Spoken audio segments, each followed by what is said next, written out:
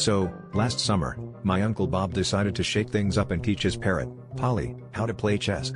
At first, it was just a quirky family joke.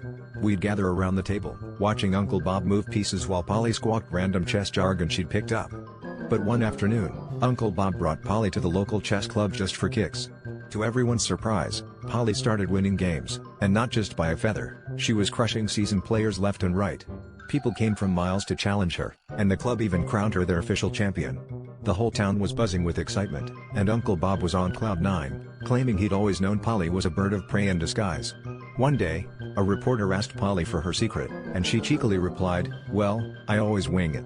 And just like that, Polly became a local legend, proving once and for all that birds of feather checkmate together.